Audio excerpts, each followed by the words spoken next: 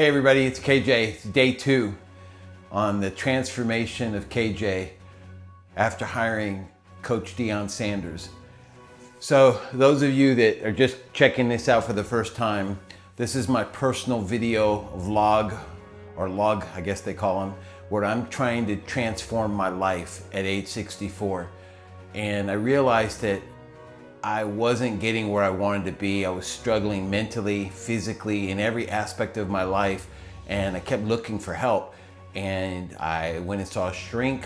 I bought a lot of self-help books. I was listening to tapes, doing all kinds of things, going to church, and nothing was really making a difference because I realized that I just wasn't getting it done. So in kind of a desperate mode, I decided to leave my employer and go out on my own and start my own company.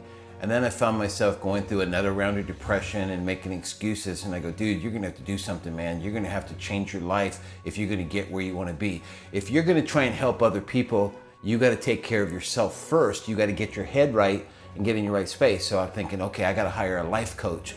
And man, those life coaches are expensive, and I'm sure they're worth it, but I don't have a lot of trust in people, so I had my doubts. And then I got to thinking about a person that had an impact on my life last year, and that was Coach Sanders when he took that job at Colorado. And like everybody else, I got caught up in it. I got the hype, and they were undefeated at the beginning of the season, and I found myself just doing everything I could to learn as much as I could about the team, about him and who he was recruiting and all this kind of stuff. And it wasn't healthy, it was just another distraction. It was another place for me to not focus on what I should be doing and instead, be looking at YouTube and doing other stupid things that really weren't helping me. But then he had the audacity to write a book, and I had an opportunity to listen to a podcast where, and I'm sorry I don't remember the guy's name, but he did a podcast where he interviewed Coach Prime, and then I saw him on all the talk shows, and then I realized that he was making some pretty bold claims. He said that he could change lives, and it wasn't just about his football players, that he could change the lives of just the average, everyday citizen. And if that's the case, why not me? Why can't he change my life? So I bought the book, the online version of the book, and I started listening to it, and immediately I realized he was serious. So I decided to take him up on his challenge. So these aren't gonna be long, these are gonna be short, and I've gotta cover a whole book, and I got a year to do it. So I'm not gonna bog you down with a bunch of nonsense. This one may be one of the longer videos because I needed you to understand the basis. So what were my concerns? What was going on? Well, I'm grossly overweight, morbidly obese, can't sleep, lonely.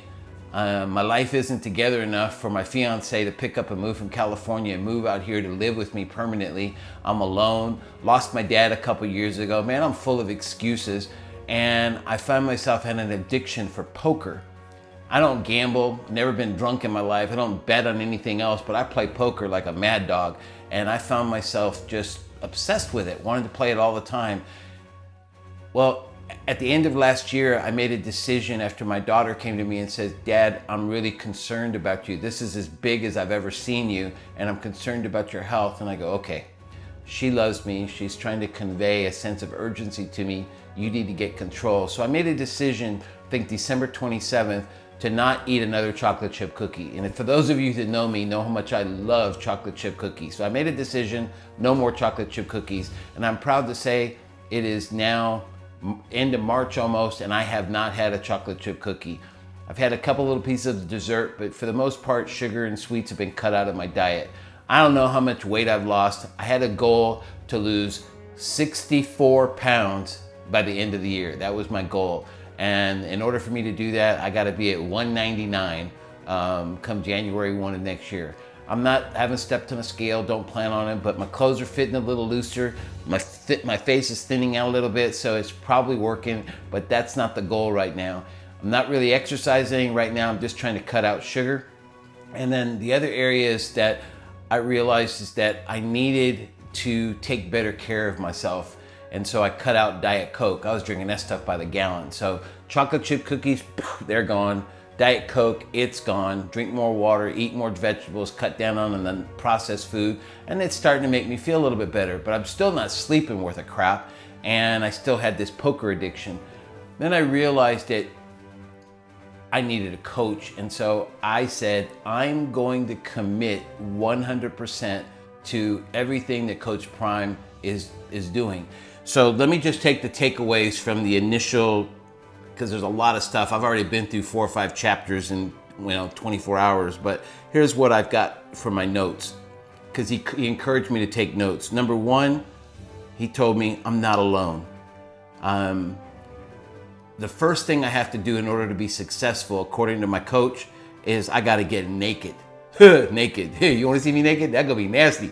But the fact is, I needed to get naked. I needed to take off my costume, and I needed to get to the real me. I had to be honest with myself, and in order to be great, I have to strip all of this surface, what other people want me to be, what I want to be representing myself as to other people, that had to get lost. I had to break myself down to just pure nakedness to see who I am, and what's wrong with me. Number 2, I had to find some help because I can't do this by myself. This is kind of unorthodox, he's a big old giant celebrity. He don't give a crap about me probably, but he said he wrote the book for me, and I'm going to take him at his word. He said, in order for me to go to the next level, if I trusted him and I got naked, he'd help me get there. He also said that he's a fixer, and that when he called to get my attention, he said all eyes are on him. He knows that everybody wants him to fail. We know all about Coach Prime and all the naysayers and how he's going to be a abject failure and he's just trying to hype his sons. I don't care about that. Right now, I'm worried about me, okay? And the fact is, he's the only one that's offered to help me get where I'm trying to be. Number 2, he said that he's gonna be my boxing coach. Now, I grew up as a boxing coach. I found out I suck as a boxer as a kid. I kept getting punched in the face, so I quit boxing. But I do love it, and I love the fact that that coach and the boxer have this intimate relationship, and when he's getting pounded and he sits down in that corner and he's dripping and he's all beat up, and the cut man's working on the cuts, and he's telling him what he needs to do in order to be successful. He's not abandoning him. He believes in him. He's fighting for him, fighting with him, and he's giving him everything he needs to be successful, and I like that.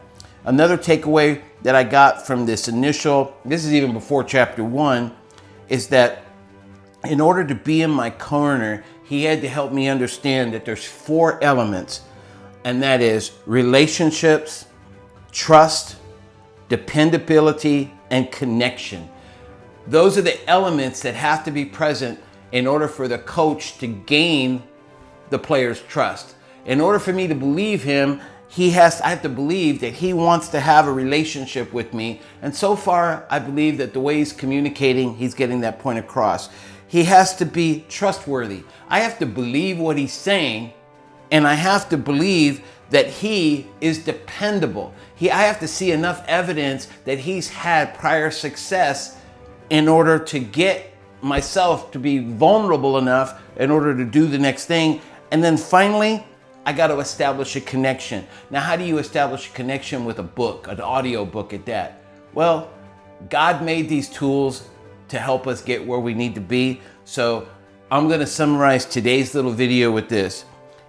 It's the who, the what, the how, and where. Okay? Who am I? What am I trying to accomplish? How am I going to get there? And where am I going? Okay? That's the takeaway for today's video, guys. I'm going to do one every single solitary day, come rain or shine. You want to know how it's affected me in the first day? Well, I found myself falling into the same trap that I used to fall into. I put some stupid show on Netflix or Paramount Plus or whatever, and I found myself watching some nonsense TV show that was going to keep me up till 1 or 2 o'clock in the morning. I was going to go to bed tired. I was going to wake up at 7 o'clock exhausted, and nope. I said, dude, it's day 1. What have you learned? Go make your video. You said you were going to make a video. Go make your video. Go listen to some more tape. You're gonna have to take notes, and you're gonna have to put it out there for other people to benefit. That's what you said you were gonna do, so get up and do it. You have to make a plan for tomorrow. So tomorrow morning, I'm setting my alarm for 6:30 a.m. And the very first thing I'm gonna do is I'm going to pray. I'm gonna have quiet time. I'm not gonna start opening my phone. I'm not gonna listen to my phone tomorrow. I'm not even gonna look at my phone before 8:30. So if you're trying to reach me before 8:30, I'm not gonna be available. First thing I'm gonna do is I'm gonna spend 30 minutes with my Lord and Savior, Jesus Christ. Number two, I'm gonna go for a walk, okay? I used to tell people, you wanna lose weight, you're gonna go for a walk. I don't care if it's storming, I'm gonna walk. I'm gonna walk 20 minutes one way as fast as I can, and I'm gonna walk 20 minutes back the other way. I'm gonna come back, I'm gonna take a shower, and then I'm gonna have some breakfast. And then I'm gonna go to work. And I'm gonna find people that wanna buy something, I'm gonna help them, I'm gonna compartmentalize this day, and I'm going to be productive. I'm gonna spend some time in my book, I'm gonna spend some time in my Bible, and I'm going to be done by 6 p.m. tomorrow. I'm gonna shut this popsicle stand down. I'm not gonna play poker. I'm going to be successful, and I'm gonna prepare for tomorrow's broadcast. All right, day number 2 is complete. Y'all stay with me, pray with me, be with me, love me like I love you. Peace. Bye.